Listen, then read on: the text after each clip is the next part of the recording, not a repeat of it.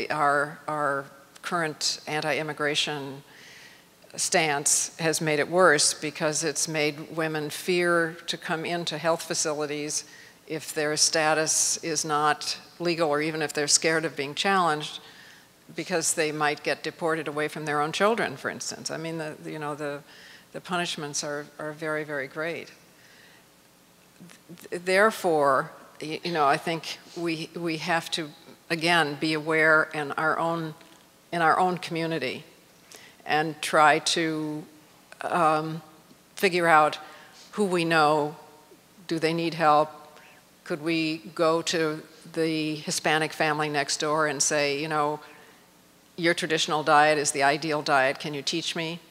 That might, in that way that when we have something other people admire, then we are reinforced in it.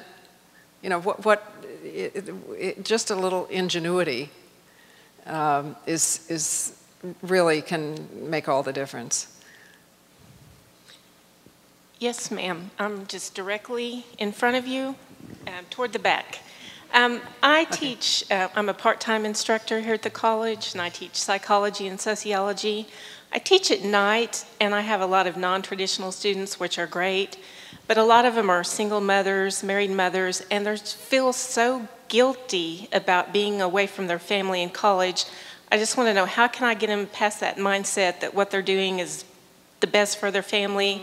And where's this coming from, this mindset that I don't really deserve to be here, I need to be at home, and how do I get them to feel like, this is where they need to be?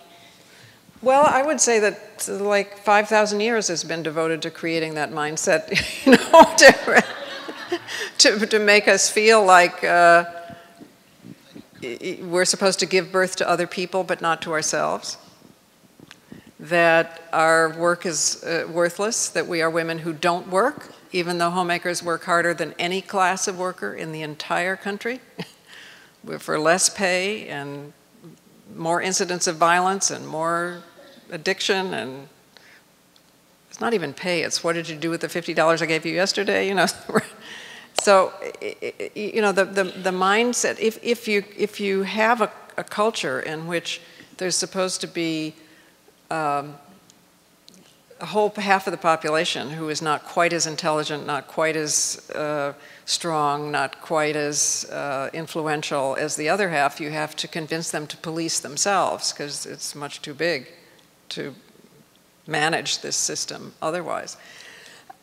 In terms of how to help those women feel less guilty, since they are obviously trained to experience the world through their children, you might start there and say, the only way children learn is by example. As Fannie Lou Hamer always said, more is caught than taught. Do you want your children to have an education? Show them that. Get an education. You are their example. They will do what you do. And in many cases, women who haven't quite gotten to the place where they can do something for themselves will do it for their children.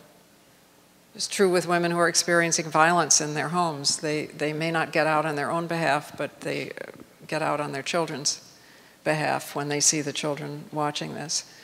Hopefully, that will lead to the woman to a place where she's using her talents enough where she can say, I'm giving birth to myself as well as other people. I'm doing this for myself. I'm doing this because I am a unique, we're unique in this room in a combination of talents, right? Each of us is unique. Each of us is a combination of millennia of environment and heredity. And coming together, I never understood the nature versus nurture argument. Of course it's both. Hello? All two-part arguments are wrong. Have you ever noticed that? I think maybe the world is divided into two groups, those who divide the world into two groups and those who don't. But if they can get to the point, of understanding that if we don't use our uniqueness, the hopes and dreams and talents that each of us has and no one else has, then we have wasted wasted not only our own talents, but talents the world needs.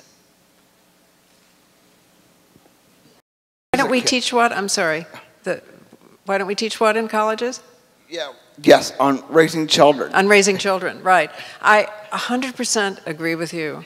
There should be no course about political science or government that doesn't start with how we raise our children. That's the single biggest determinant of the kind of government we have. You know, and this is, I mean, the reason that the Soviet Union broke up has much more to do with the change in family forms and lowering of the birth rate and being able to nurture children gently than it does certainly had nothing to do with Reagan, calling it an evil empire or whatever. So this is an example of how gender stereotyping punishes everyone. Why are those things not taught together? Because political science is male, and family forms and sociology, is whatever is female. And those two things do not come together, and we are never going to see why Hitler got elected. Hitler got elected because there was an authoritarian family form that was so prevalent that it made everybody feel they had to have a strong leader. That was, Dad. That's how come he got elected, in a low voter turnout, incidentally. So, I couldn't agree with you more, and I hope that community campuses could pioneer this. There should be no course that talks about political forms that doesn't start with the family. The whole division into public and private is just a way to keep women out of it. It's an entirely political division. It used to be a way to keep the police out of the home when the woman was getting beaten up. Well, that's a private matter. Well, we've got past that, but we still have all these barriers till we see the linkage and we see our lives as whole, not isolated gender stereotyped pieces. Hi, I'm on this side. I'm over on this side. Oh, okay. Hi. Thank you. One thing that bothers me is the fact that I've been her Girl Scout leader and tried to talk to her little friends. I got my daughter out of school to bring her to this. I'm nervous, sorry. But, and I know I was unique because my mom, for a few years, she was Jermaine Greer's assistant, so I brought her to school with me as my show and tell in 6th grade, Jermaine Greer. But I find that girls just have no idea that things aren't equal. And so they just look at me blankly. I would try and give them little speeches, the little Girl Scout troop, and so it seems like they don't even know to try and do something about it because they don't even realize that things aren't okay.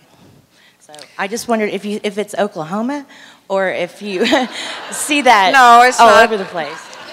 It's not just Oklahoma. I mean, no, we're all in the same boat, basically. Well, I do think that is probably somewhat special to sex discrimination even now, and that is that it's seen as natural and normal, and so you don't even notice it. It hopefully is less true of racial discrimination, I hope. I mean, it used to be that way too. Well, it's just the way life is.